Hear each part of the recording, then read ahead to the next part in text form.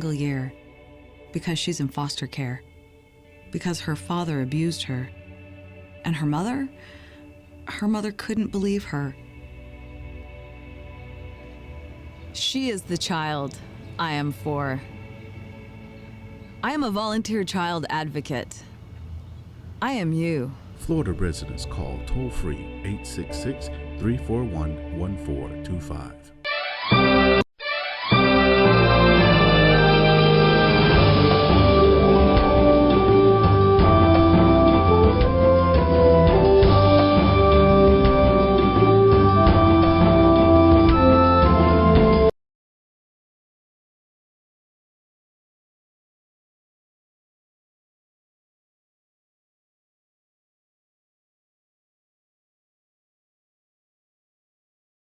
Hi, Leslie. Thank you so much for taking the time to speak with me. I've been so worried about you. And as a host of the Hispanic Speak Out TV and Latina Role Model, I wanted to check up on you, not only as my friend, a mother, my physical instructor, but also as a person and being on the front line in this moment in history. So you were deployed last weekend, right? I just want the community to know what you're doing and what your worries are and what you're going through being on that front line. Thank you for having me, Maribet. I was deployed about 2 weeks ago, actually. I was on a mission to Germany, which was a big mission. And with the COVID-19 pandemic that we're experiencing, that mission was postponed, and I was activated to be part of a medical team to assist at a hospital that's having a major COVID-19 outbreak here in Georgia. Okay. And today, you look a little bit refreshed, thank goodness. But I know that I've been checking up on you. And like I said, you're an inspiration to so many women in Central Florida that follow you, and you're most of our physical instructor, and we're missing you a lot. But you've also kept it real, and you've also had those moments where you've broken down and cried, and you're wearing your mask. And can you tell me a little bit about that experience? Because I know when you suffered your first loss of a patient, it was very hard and tolling on you. It was. And as you said that, like, I literally got chills through my body because I relived it again. When I first got to the hospital and I was issued my scrubs and I was assigned to a unit, I honestly had no idea exactly what I was about to encounter. And it just so happened that I worked in the MICU, which is the Medical Intensive Care Unit. And that is the unit where patients go when they are about to expire. Every patient on that floor is positive for COVID-19. Every patient on that floor is on life support and intubated. And it was very difficult. It was very difficult to walk into a patient's room knowing that they have the virus, that I'm taking a chance to contract the virus myself, but also knowing that there was absolutely nothing that we can do besides comfort care at that point to help these patients.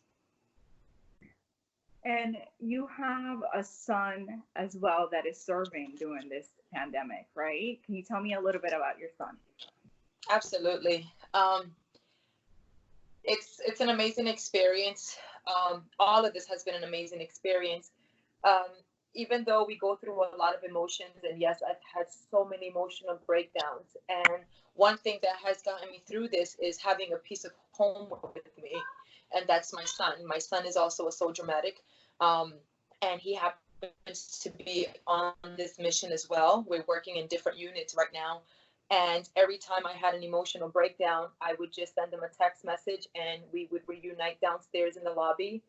And he would just hold me and listen to me. And having that has honestly helped me get through the toughest times that I've experienced while being here. And how about your daughter? Because you also have a young daughter at home, and I think that's one of the difficult moments that you've expressed, having to leave I mean, having to leave her while you go help and serve others? It is. I think that is one of the most challenging parts is being a full-time hands-on mother. And when duty calls, you just have to go. And although it is an honor to be able to serve and live out my purpose right now, at the same time, it's really challenging knowing that I have part of my heart back at home. And she's turning 13 years old tomorrow. And that's probably what makes it most difficult as well, is not being able to be home to be able to celebrate her birthday. And what are some of your worries while you're there that you encounter sometimes?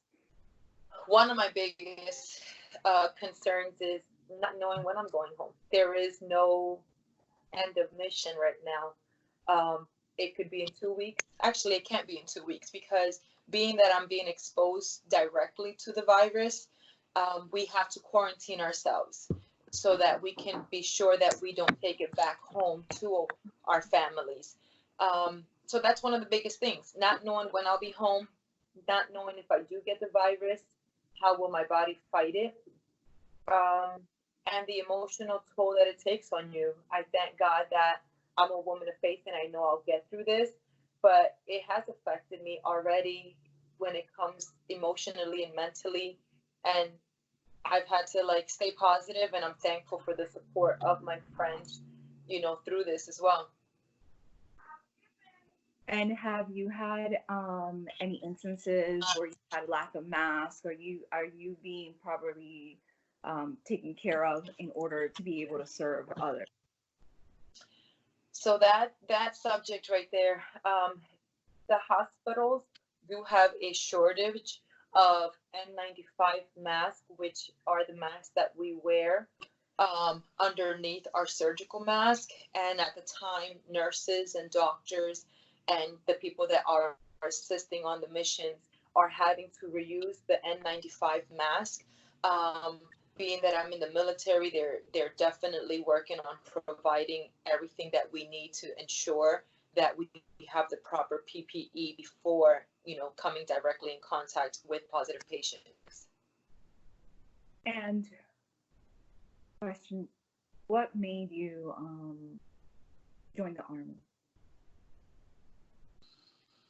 So I knew I wanted to join the Army since I was 14 years old when I first joined JROTC. I became a teenage mom, and I wasn't ready to leave my son to join the military. When my son joined the military, became a soldier medic, and I got to a place in my life where I realized it was either now or never. And I never wanted to look back on life and have that regret. What if I would have joined? So I made a tough decision at the age of 35 to take that oath and volunteer to serve my country. And I have no regrets. And since then, you're also a physical fitness instructor. You're going to school for that as well?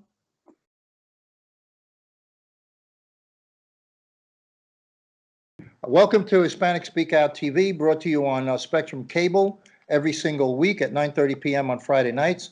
We are here having an interview with Congressman Darren Soto, and we're going to be discussing with him information that we may or may not have, since we have direct access to the congressman, of what's going on in Washington and what's going on locally.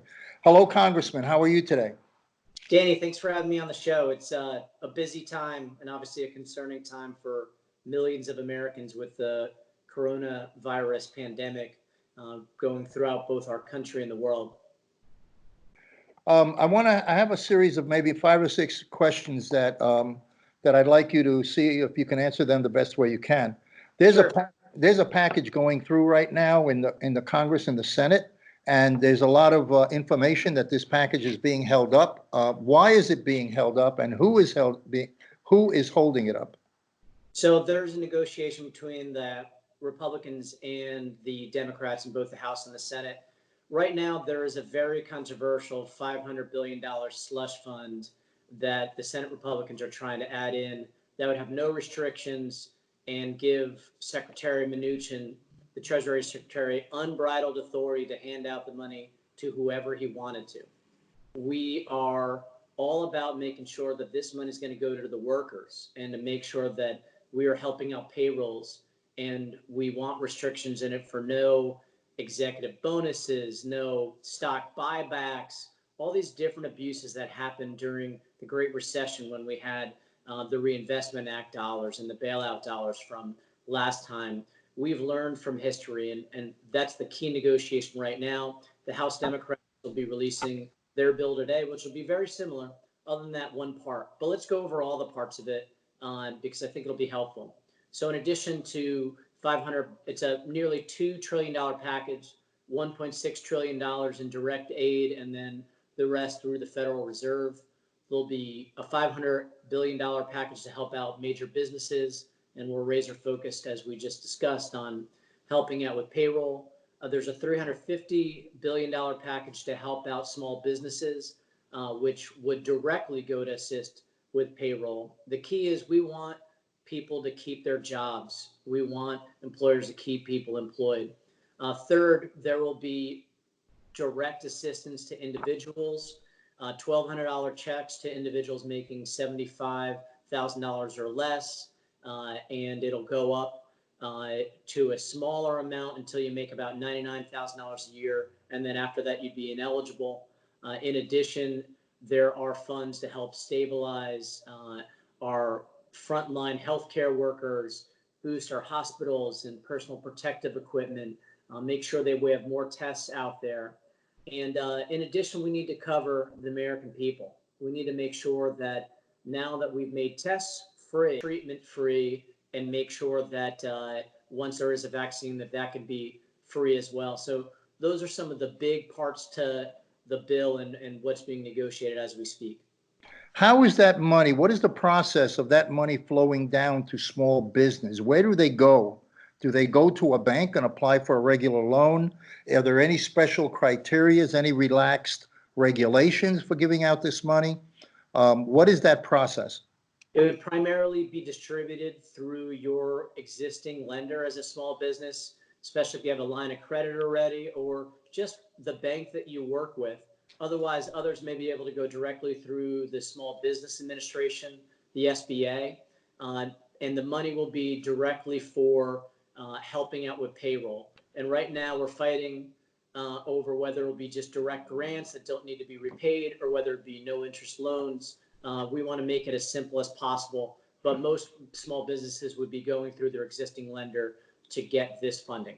How do you, and I don't know what the criteria is for identifying what kind of businesses would get the grants or the loans. Obviously, a lot of these small businesses are qualified to get loans anyway. But the problem is that the cash flow issue. The cash flow for small businesses, a lot of Hispanic, and that's my major concern because I operate in the Hispanic community, are concerned about rents, they're concerned about electric bills, and they're concerned about water bills. They could make it through if they had those things covered. You know, they could probably make it through. I know a business, small business, that had 4 employees in Kissimmee that had to close its doors 3 days ago because it's a close contact business.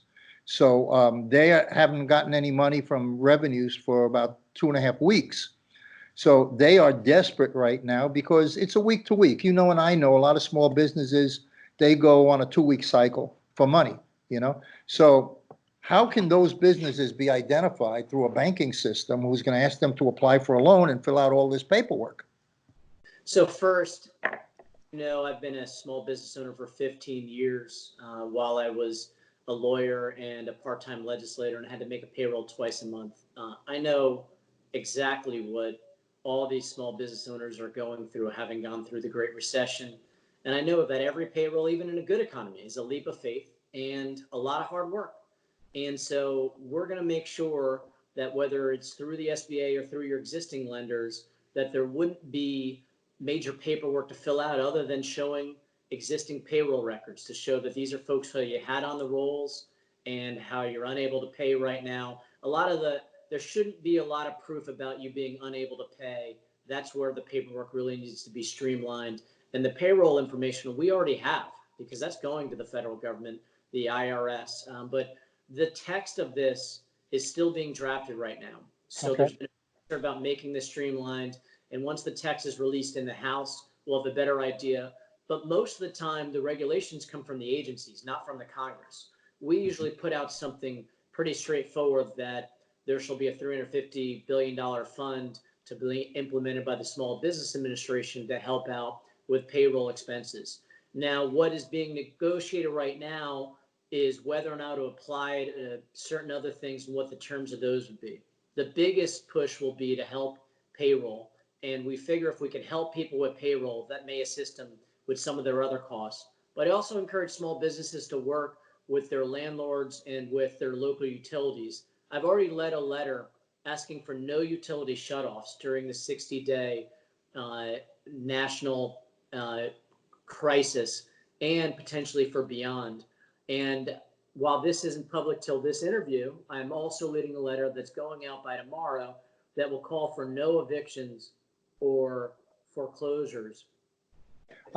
Meetings during this period of time. HUD's already made this declaration for Fannie Mae and Freddie Mac. So I encourage local small businesses to work with their landlords. We're trying to make sure that no one gets utility shut off, no one gets evicted during this time period. And as we come out of this, that will be additional relief to help those businesses. You know, it's a domino effect, because you can talk to a landlord, but the landlord still has to pay his mortgage on the building, especially in small business, like in an area like Main Street in Kissimmee. Those buildings, the people who rent those storefronts in those buildings are paying to a landlord. The landlord is paying the mortgage. So it's at the bank. If we can get a freeze for 2 months or 3 months on payments to mortgages, that would be the bottom line on helping small business. Also on electric and also on water bills for the common guy. You know, cell bills also is extremely important. I called T-Mobile, so you know, and they gave an extension of 2 months to pay. At least they told me, hey, you can pay us at the end of May. You know, so they gave me a 2-month extension. That's not law. I think that's just smart business so that they don't lose accounts. So we've also had contact with the FCC, where I led a third letter. Just so happens I happen to have led letters on all these things for our delegation. Yeah. Because I'm on the Energy and Commerce Committee, and we have telecommunications under our committee, energy, utilities under our committee, that we sent a letter to the FCC. They've already said they're not going to allow internet shutoffs during the national crisis. We pushed them to include cell phones.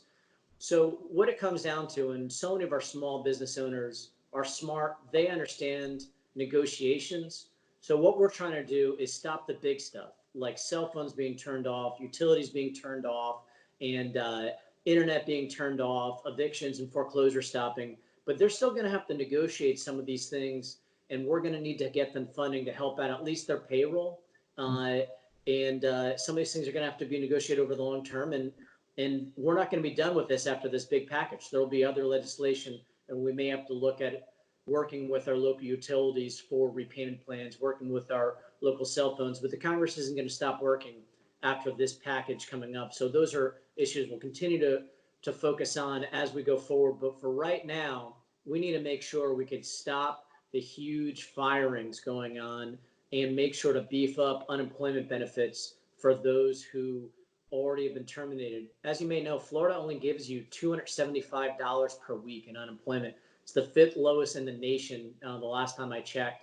And we're asking for, when the state gets additional funds, that they increase that, because no Floridian can live on $275 a week with the current expenses. Single year, because she's in foster care, because her father abused her, and her mother couldn't believe her. She is the child I am for. I am a volunteer child advocate. I am you. Florida residents call toll-free 866-341-1425. What about people, and you know this too because you've had your experience as a small business person, what about people who file 1099s, who are self-employed and they file 1099s, and what is the definition of their support? And there's a lot of small businesses that way. So we're going to be including 1099 workers, the gig economy in general, Uber drivers, folks who work for Lyft and Shipt and all these other companies as independent contractors, they are going to be included in this new package. We know that the economy has evolved, yet for years we've had opposition on the other side of the aisle in expanding benefits to these individuals. Now, many of them, they're required to pay payroll taxes in their own filings, and that's been a challenge sometimes. So that also is going to have to be streamlined eventually, that folks who are 1099 workers, we have a better process for them to be able to pay their payroll taxes, because a lot of folks think they don't owe payroll taxes when they're a 1099 employee, but they still do. They owe them personally. And that's how we fund the unemployment insurance. So that's why it's going to be key going forward, not only that we include them, but we make it easier for 1099 employees to be able to contribute to the system. Yeah, I know a lot of people who are individuals who file 1099s and income tax at the end of the year in one shot. You know, they pay their taxes at the end of the year and they work as a 1099. And there's a lot of minority businesses that operate that way. So Sure. anything that you could put out there and include that and make sure that they're not a forgotten group, because they're suffering just as much as anybody else. Sure. My next question to you is seniors. We have a tremendous amount of seniors. I have my own philosophy about seniors and how the country should reciprocate them for all their service in the past, being a senior. Sure. What happens with seniors now who are receiving a Social Security check, but that's certainly not enough to keep them going, because, you know, those Social Security checks aren't enough to maintain a standard. So they do little odd jobs and stuff and in order to survive. What do you, is this bill doing anything for seniors to identify them and to help them? Sure. First of all, in the first of the three packages, two of which have passed already, we waived telehealth rules to allow for telehealth for our seniors so that they can get their Medicare healthcare services even over the phone or through video conferencing to help them in not having to go out during this coronavirus. And we've made sure that Medicare will cover anything related to coronavirus without requiring additional payments from seniors. In addition, there have been ideas batted around about including increased Social Security payments. Those have not been firmly put in there yet, but seniors would be eligible for the $1,200 check, since the vast majority of seniors on Social Security are not making $75,000 a year. And as I said, for those making under $100,000 a year, they'll still get a check, just a smaller one. And then those making $100,000 or more individuals would not be eligible. So for seniors, they would be getting the individual check, much like any other American making under 100,000 or under 75 for the full check. Would that be included as part of their Social Security check and go to them that way, or is it a different system? It would be a separate check sent by the Treasury, and it would happen in April. And we're looking at, obviously, how long this crisis lasts.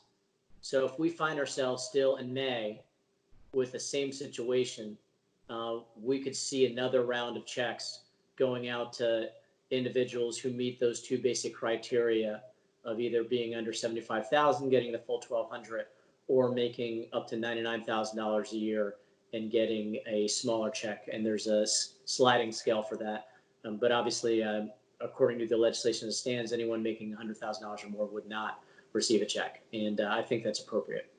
Are these checks that are being sent out a one-time check, or are they being looked at as being a repetitive check depending on how this thing is going to last? Look how good I am. I just answered your question before you even got to it. Okay. Yes, they will be, for right now, it's for April, but there will be triggers that are likely going to be added into the legislation that if we're still in a national emergency in May, that there'd be another round. Okay. And if it goes to June, it'll be reconsidered again. Right. I mean, we're talking about hundreds of billions of dollars, so we want to be careful, but we also want to make sure that we are doing everything we can in this unprecedented crisis. Yeah.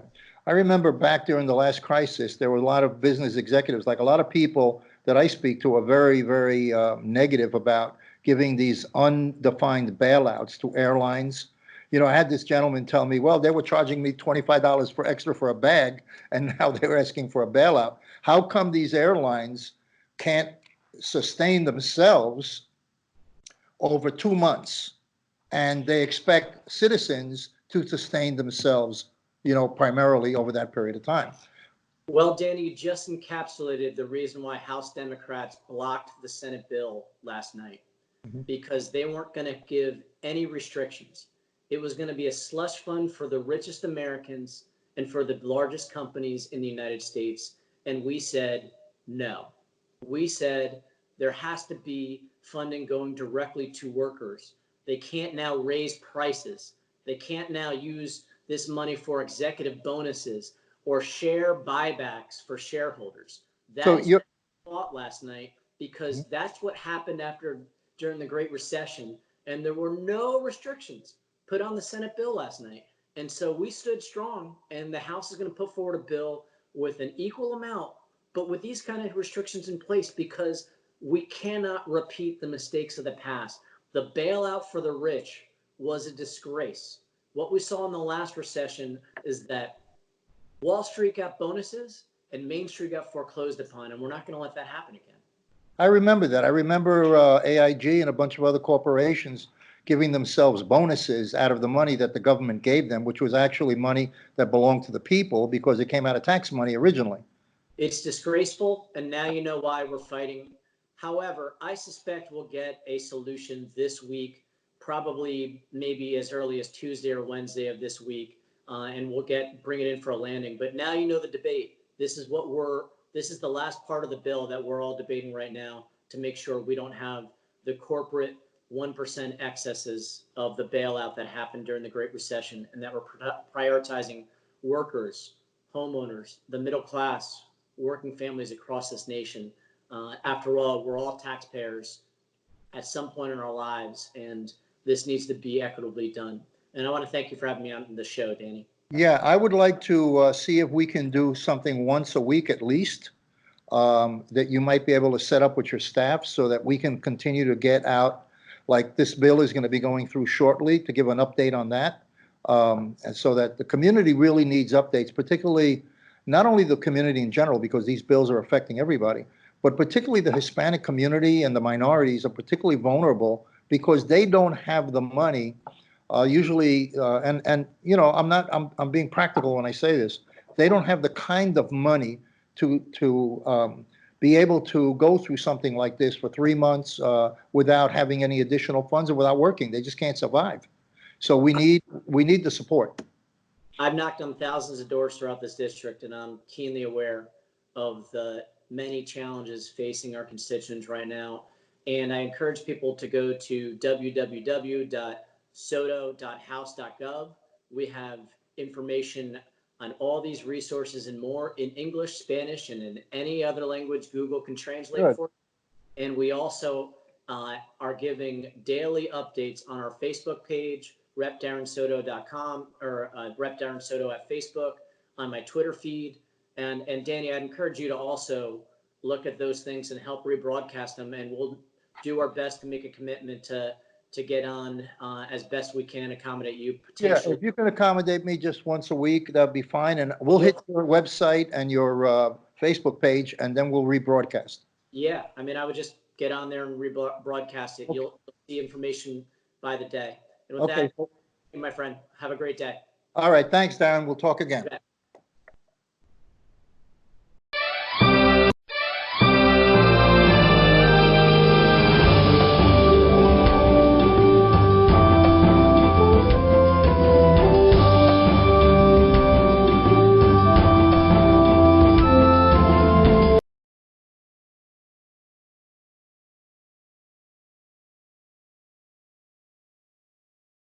Single year because she's in foster care, because her father abused her, and her mother couldn't believe her. She is the child I am for. I am a volunteer child advocate. I am you Florida residents call toll-free 866-341-1425. Finally, the name you can trust in used cars. Motor Trend Orlando. Check it out at mtorlando.com or visit our 35,000-foot indoor showroom today. Motor Trend Orlando.